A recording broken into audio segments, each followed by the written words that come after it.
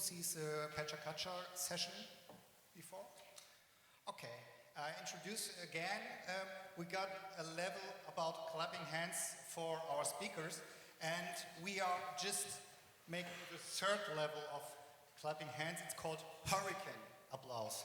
And it means if the speaker is talking for you and bring that time for you, you have to stand up and screaming and throwing teddy bears and underwear and something like that.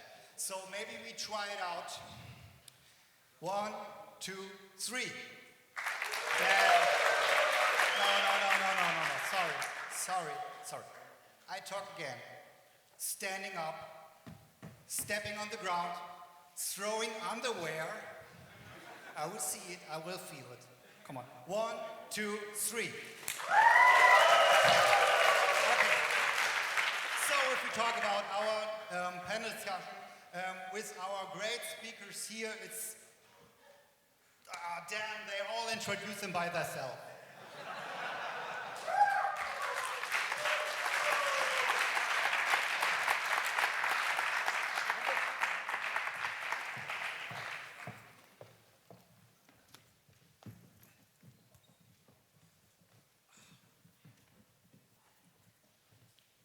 Test. Okay, maybe introduce yourself, starting with Dominik. Okay, hello everybody, my name is Dominik Bader. I'm coming from Germany, from Bremen, and I'm working as a sales manager for T3CON. Hi, my name is Joe Hasnau. I am from the Cybercraft Media Manufactory in Klausthal-Zellerfeld in the Upper Harz Mountain, and I'm here for the grid elements and the theme stuff and for easy usability of the Type 3 CMS. Yeah, my name is Christopher Lubeck. I'm CEO of Network Team GmbH from Kiel and Hamburg. And I'm also in the NEOS and Flow team, and I'm here to represent NEOS as a next level CMS.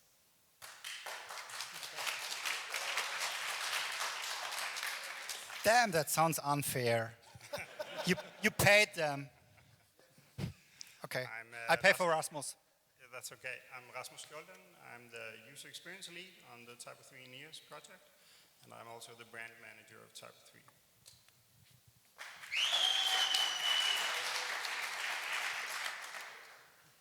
So I'm Brian Tiemann, and I feel that I should be sitting over here. This is a boxing match. No. I'm the co-founder of Joomla, which is another open source CMS. But I'm not. Thank you, David. But I am not a developer, I'm an ideas guy.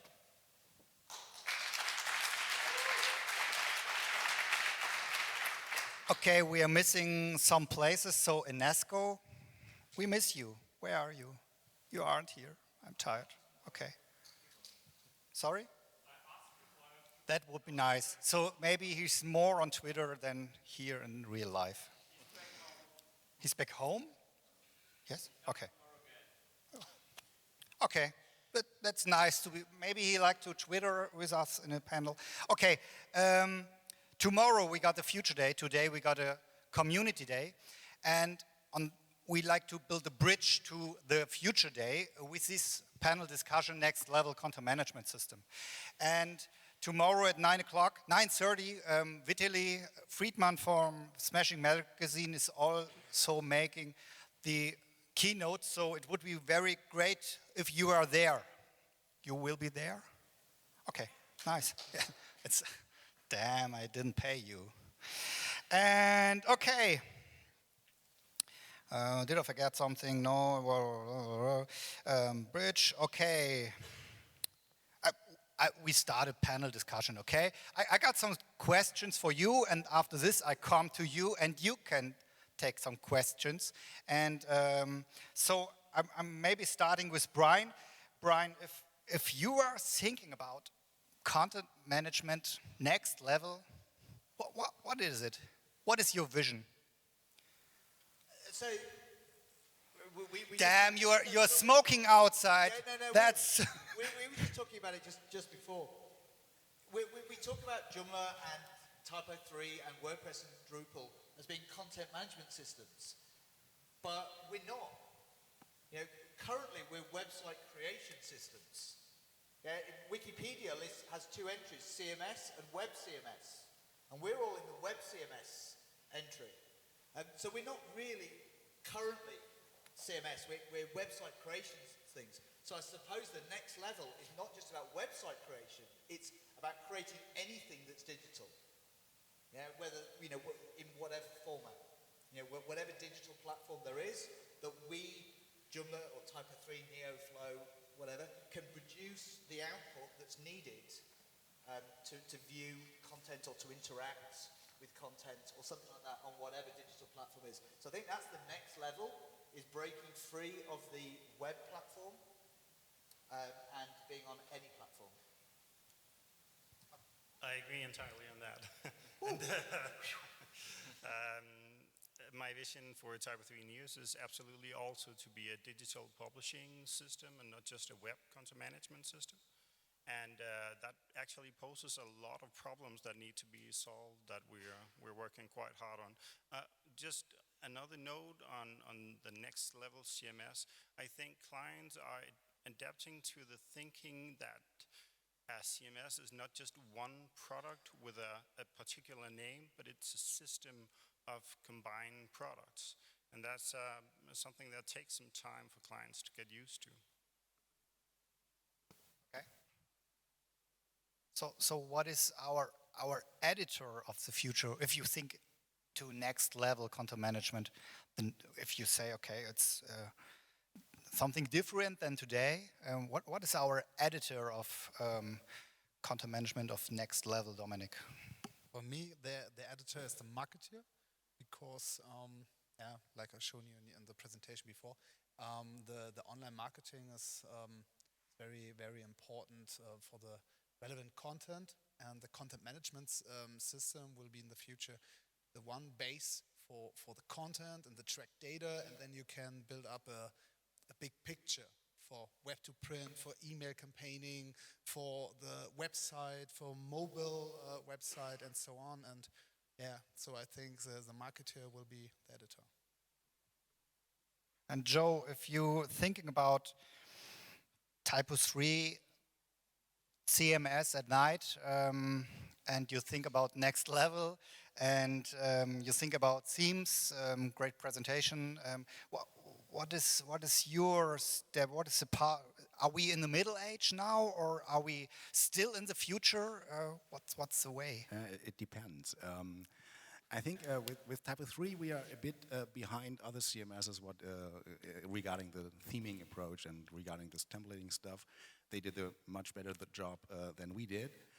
But we have the chance to rebase our community, which was actually the title of our talk, so that we will have a larger user base when we get all the beginners in as well. And in the other talk, which was about crowdfunding, I said that when we get more people into developing Typo3, which are not actually developers, but which will provide us with ideas or other concepts and are not actually coming from the Typo3 community, but maybe from other communities as well, we will have a shift away from the developer tool, from developers for developers, to a customer-oriented product that can be a mix, like Rasmus said, of different plugins or different functionalities that you have in the system. And depending if you want to use it as a web creation system, it's okay, but you can still do some more sophisticated content management with it as well. It depends on the plugins you will be using. Okay. And Christopher, when we hear about content management of futures, it's something like the interface. Did we need in future a content management system? So we got great deployment paths, we got Google Docs, we got Dropboxes and something like that, and we can use it already. And did we really need a content management? Yeah, that's a good question, because if you have a look at these tools, they're really sophisticated now, and we will use the Google Docs and Hangouts and everything also in our teams to produce content and to store content. So yeah, there's really the need for that, but I think coming back to the focus of a CMS, I think we are not in a good position to build a totally unfocused CMS because we have no experience with that. We have experience building the CMS for websites. It's very important to open that. I see that too. We have good ideas from the technical features and also from the vision for the user to do that or achieve that. Then again, I think there's really a customer value if the system is focused on a specific outcome or multiple outcomes. So it's not like a customer needs to create his content in Google Docs and then some script will take place and put that and publish it somewhere. So all these tools are also highly specialized. Dropbox is only for syncing content and sharing that. And so I think it's really about the focus on the tools, and we have to define the focus of NEOS and make it open enough for a lot of use cases. I think we have to take care about the skills of the users as well, because when we are all highly tech-savvy people, and we know how to handle these tools, we can use them for our daily business. But when you think about smaller companies where they're just people trying to manage their content, they actually don't know what this Google Docs stuff and Hangout stuff and Dropboxes are about. Maybe they're even afraid of Dropboxes because somebody tell them this is something you should not use because the NSA will then find out what you are doing and stuff like that. So you have to take care of the different skill levels. This is. I think these cloud services are really made for the average user, so I cannot. Yeah, but again, then you just have the syncing, but you don't have the actual management tool, and you can just give a person who is usually just doing, for example, the business stuff in this company, and once a while they are going online and trying to change some content of the website or maybe some other content as well. It must be very easy to do for them, and it should be an interface of a system which is managing all the different stuff. It doesn't matter what kind of stuff you will be using in the end for storing the content, but this is our job and not the job of the user. But we also mustn't forget, it's not just about how easy or hard it is for us or the users to create the content. It's about how easy or hard it is for people to consume the content. Yeah? How easy is it for someone to find? So if my web presence or my next level CMS is a travel site, how easy is it for me to add another hotel to the website?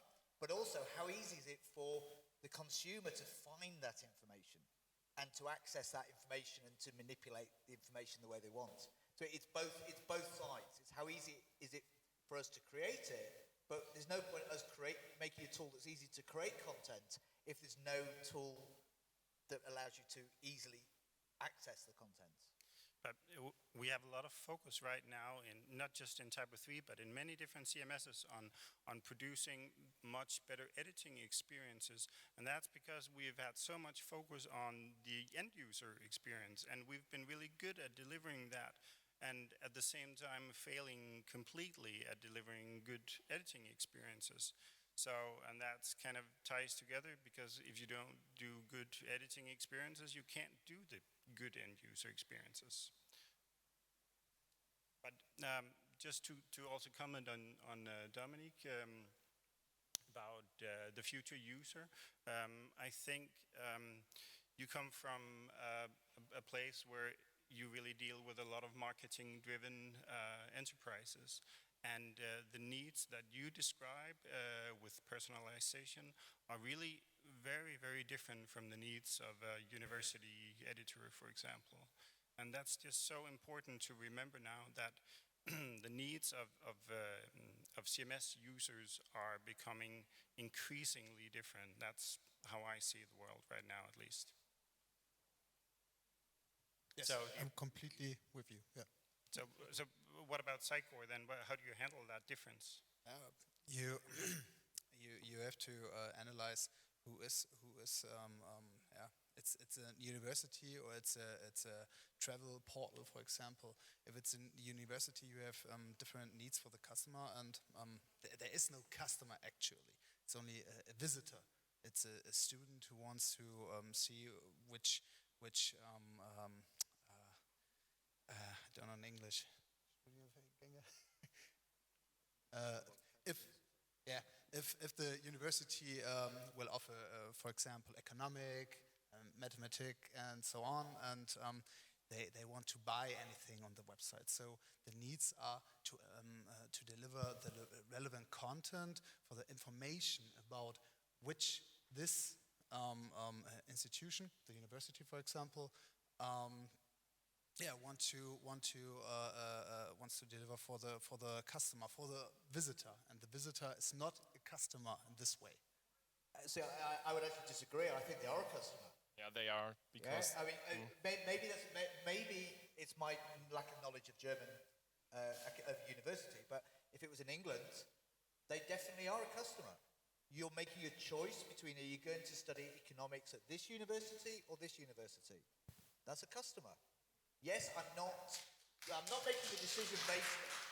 So in England, the cost of the course might be controlled, and therefore it's still 4,000 euros at this one and 4,000 euros at this one. But I'm still a customer because I'm making a choice based on other factors, whether the facilities of that university are better or the type of the course. So I'm still. So I think. But now you're talking about recruitment, and there are lots of different other needs at a university. But definitely in recruitment, users are customers. I agree on that. But I'm just in research, I think it's different. There's a lot of information and content that needs to be shared, and publications, and this is very scientific and structured. Yeah. But you still need to, like, from a marketing perspective, if you've done a great piece of research and you've discovered the next big thing, it's no point. Oh, it's displayed beautifully on the website. But if the marketing's not good and no one can find that information, then it's also wasted. So the marketing still applies. It's a different concept. There's no money involved, but you're still having to. Yeah, market. I agree. Yeah.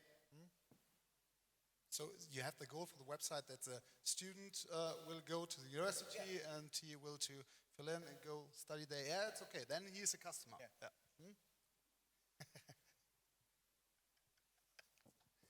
Sorry. So one other aspect that I find really important in next level CMSs is moderation of content. That we provide some tools. Just to take an example, look at media, and they often have very, very rich content pools that they need to moderate in different ways, and we provide quite poor tools for that at the moment. And it's something that I'm just scrambling to get into and trying to figure out ways to do this. But right now, for like web editors at big news companies, they have a really hard time doing this. Is it something like you are looking at too? I mean, for us, I think we're looking at some sort of workflow type thing where someone can create content, someone can approve it and make it public. We don't have a solution for it. I think in Joomla's case, it's probably because the typical user of the Joomla website, it's not that user. Yeah, the majority are self-publishing or within a smaller environment. So it's not something that's a higher priority for us. It's definitely it's something that's there on the wish list, but because there's been no easy win. It's not something that's being prioritized. I have a question actually for everyone here about personalization. I just heard your talk on personalization. It's something that I really spent a lot of time exploring, but I keep getting the demand from clients that, okay, it would be interesting to look into, but they fail or we fail, and it's really difficult to just get clients to do just one base content. And now we have CMS vendors talking about personalization where they have to do 5-10 times as much content. I'm really struggling, or it's hard to find good cases, I think, when you don't look at the really big enterprises that have point of sales on their websites. But anyway, I just wanted to open it up. If there are clients here who can talk about personalization, or anyone with more experience.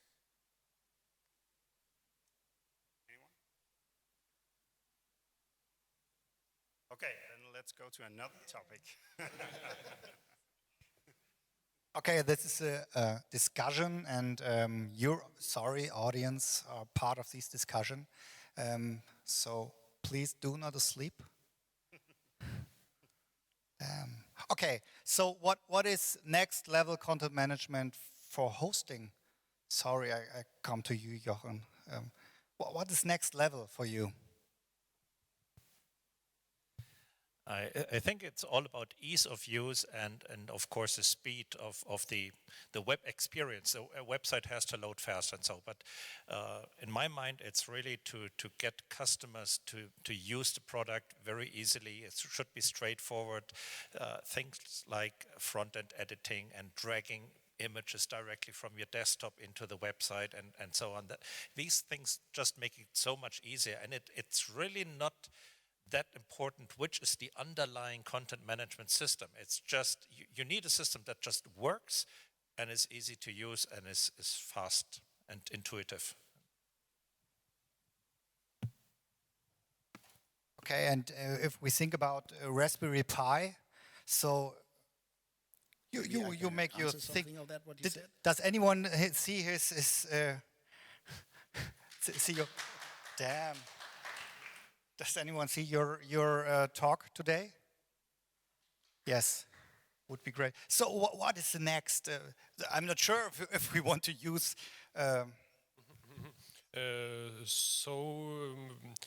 What I liked in Typo 3 classic view, there is good abstraction. So content, it's not the central way, but we have a quite good abstraction from the content. So we could manage with Typo 3 not only content, but something else. So we could implement the system for some complex scenarios like intranet, like user management, like social management, when we are editing not the block of content which will be rendered on the page, but for example our groups or users with some API behind. So I like the abstraction. And what I could see in Typo 3 Neos, sometimes it's too much content oriented. And probably for me, from my position of the talk, what you mentioned, Typo 3 as things management system, I would like to keep this possibility to put the abstraction and to manage other stuff than the content. You confirm this is? So damn, it's a content management system, and we kill the content. No, we don't. we just would have some middleware. I think the content management system, the actual management system, would be a middleware that would be able to manage just anything. And then you have some interfaces attached to it. And for example, there might be a very easy to use editor interface that you can manage your web content with it. There might be other interfaces, even the interfaces you showed in your talk, where you can connect some sensors and stuff like that and manage your whole building with exactly the same management system, which is not managing content anymore, but still managing stuff. So I think one of the next level MSs would be the middleware MS, which could manage content as well. I think we are on the way to that with Neos already, because one strong pillar is the content repository, which has nothing to do with web content management. It's totally abstracted, and you can manage any kind of content there. I mean, it's coming. It's not a new concept. It's years old, but it's pretty new in the PHP world. The system itself, Neos, the web content management part, is also not the only thing you could use. We thought for quite some time about a universal generic editing interface for everything. This is called Expose, if you heard about it, which is customizable to provide end users a good editing experience of whatever. So if you know the list module in Typo 3 CMS, yeah, it's an editing interface for all kinds of records, but it's not customizable and it's not good for the end user. and he sometimes has a bad experience with that. So we thought to take that, make it customizable, provide it with different views and filtering, sorting, and have all that as components available to build flexible interfaces for editing everything. So these are our plans on a more abstract level. So I just want to pull back a question. You were talking about like drag and drop, for example. One of the challenges that I think we all have, in fact everybody who's creating software, is we all think we know the best way. And the reality is that we don't. Because the best way is the way the user wants to use it. It doesn't matter how much we tell them that this is a better way to do it, they still want to do it another way. So if they want to create their content in Word, it doesn't matter how much we tell them that's a really stupid thing to do and it's not for this, they still will. So or they want to drag and drop images from their desktop that they've taken with their digital camera that are 10 megapixels and they want them to be displayed in this size. It doesn't matter how much we tell them you need to resize it first, they won't. Our challenge is to accept the content however the user supplies it and mold it, abstract it, to work to be displayed without them having to do anything. We should be able to just accept content, and make it work. So for example, I hate drag and drop. And I hate drag and drop because I work on a very small screen, so I have my applications full screen, so drag and drop is absolutely of no use to me. But I watch people every day when I'm training them trying to drag and drop. So that's what they want to do, that's what they're expecting. Maybe that's because Facebook and Google Plus and everything else offers drag and drop for imaging. And it resizes it and it does everything. I may think that's a stupid thing to do, technically and usability-wise and the rest of it. The reality is that's what users want, because that's what other people are leading them towards doing. So while we may think it's the wrong way, we're wrong because they're right. They're the consumers, and the consumer is always right. Our challenge is to work out some way of accepting content in whatever format they've got it, and then controlling it and presenting it without them having to interact with that. That's the next level for me. So how do you figure out your roadmap at Joomla? It's really simple. It's just what you dream? Yeah, the Joomla roadmap, and I'm looking across to David as the other Joomla user in the room. The Joomla roadmap is really simple, and I can give the presentation to the Joomla roadmap really quickly because there are no slides and there is no roadmap. What happens will happen. To a certain extent, that's because we are fortunate enough to work and live in an industry in a time that changes at such pace that if I sat down and wrote a roadmap that says we're going to do this in the next release, we're going to do this in the release after, and this in the release after, who knows what technology is going to come in the middle? And so we have to react. That's why we have to accept the content in whatever way that we have. So we have in our roadmap, the fictional roadmap, we have something we call UCM, Universal Content Model, which sounds very similar to what you were describing. The reality for us, though, is actually implementing it's almost impossible. The theoretical side of it, no one disputes. Everybody agrees theoretically it's the great thing to do, but the practicalities of it doesn't look like it's going to be achievable within a time scale that makes it worth putting the effort in, because by the time it's achieved, the rest of everything else has moved on another stage. Now, how does that look at Sitecore? I guess you have a roadmap. Yes, we have a roadmap, and I think it's important to have a roadmap not for 2 years. I agree with you because times are very small and new technologies appear and so on. But it's also very important for the users to know where you will going to. So which for example, social media is important for Joomla, or the editor himself, or so on. And I think, it's important to to make a strategy for the next 6 months and had a little roadmap, little one. What about, I just asked the question about the Psycho user interface because I saw it the first time, to be honest, in your presentation. So is it the way for the future, this desktop-like look? Because I think we are at a very different direction with the Neos UI, if you had a look at that. Yeah, okay. In Psycho you have 3 interfaces. You have the desktop for developers, administrators and so on, and you have the page editor for business users and marketers.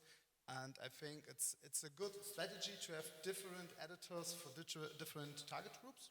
It's a way, it's not the way, but it's a strategy. And the business users, they have no experience on coding and so on. So it's the better way that they can edit in what you see is what you get editor. I think it's my opinion. Yeah. But do you think the user interface could scale to mobile usage, so in the future? This is a good question. I think it's very difficult to edit the whole website on an iPhone, for example. But I think a tablet, for example, could be a good interface for editing. Yeah, why not? So, I mean, that would also be a general question for everybody, so also for the audience. Is there a need for editing content, managing content on mobile devices in the future?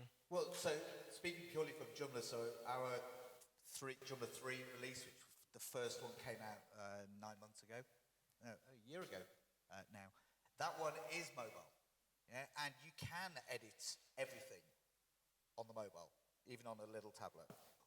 Should you and do you want to, is a different matter. I mean, absolutely, I love the fact that I'm here and I want to update my blog or I want to publish something, whatever, I can, and I've only got my phone, I can do it. Would I want to build the entire website on that size screen? No. But that has been, I mean, for this version, for this release of Joomla, this was the big feature, the mobile side of it, and definitely based on the user feedback we've got from that has been the killer feature of it. But I think it is no good approach to have one backend for that will scale to different sizes of different mobile interfaces. But actually, for example, for the iPhone, you should have an application that will just do the most important stuff for you that you will do when you're mobile. But you will not build the entire website with it, so you need not all the features in there. So you should have some different interfaces for the different devices you're using, and it would be much better than having the one and only all-purpose golden hammer interface for all the devices you might want to use. But I think that's the same discussion about having a separate mobile website with a reduced feature set or having a responsive website. And I think the recent development shows that it's more into responsive because we cannot anticipate the usage on devices. And of course, having a special application, for example, just managing my blog content could be very helpful. But I think we just cannot anticipate the usage. That's my point of view.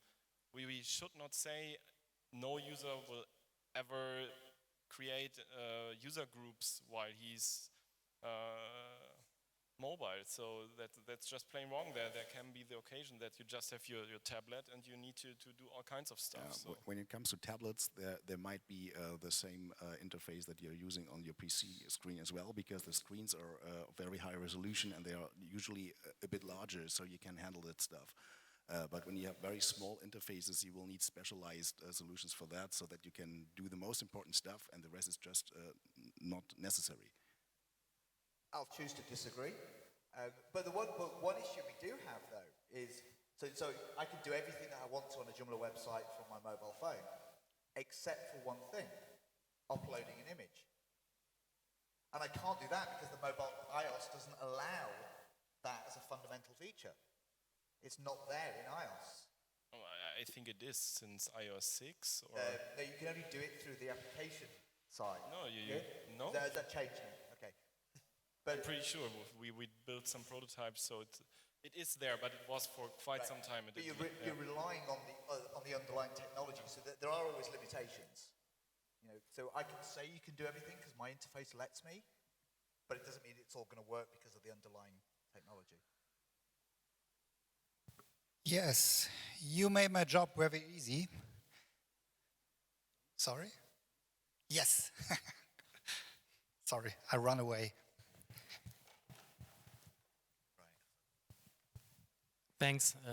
Speaking of different needs for different target groups for a user interface or different platforms, for example, mobile phone or tablet or whatever, has every one of you thought of providing a solid API as a basis so that, in theory at least, a CMS just ships a default user interface, but by using the API, which should be able to do everything which is done by the user interface, you could just plug in the user interface you currently want to have. So, sorry. So basically, the UI would be just using the API of, for example, the Neos user interface would use the Neos API directly, but both are just decoupled, so that someone who wants to write a native, I don't know, Android or iPhone app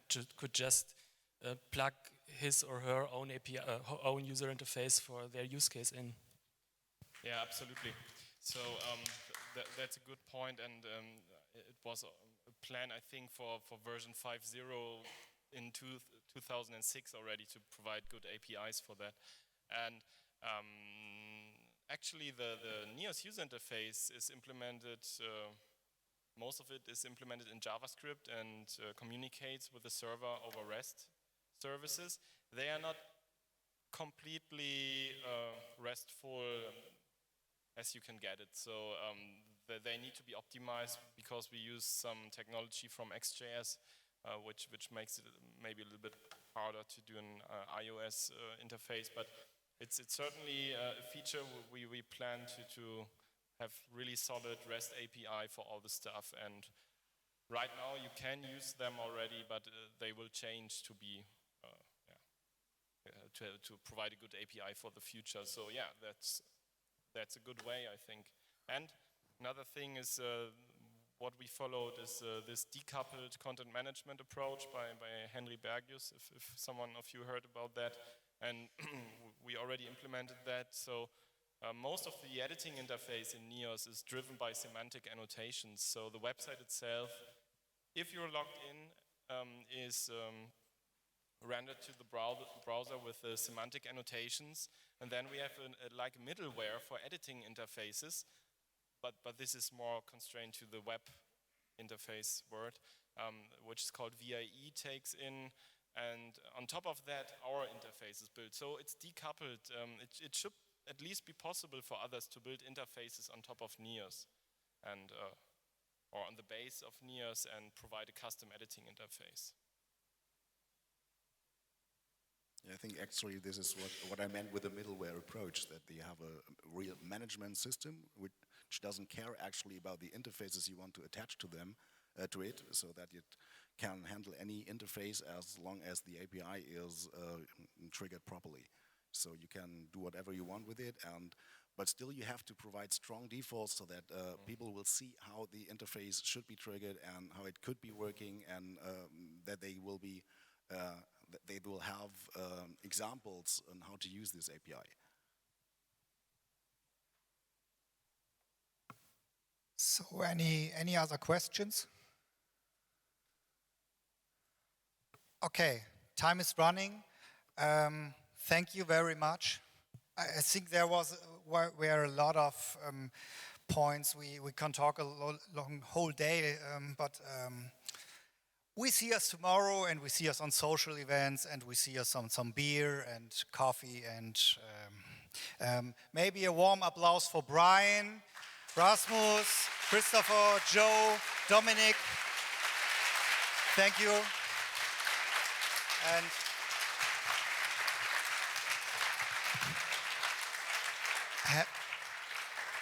And have a nice evening.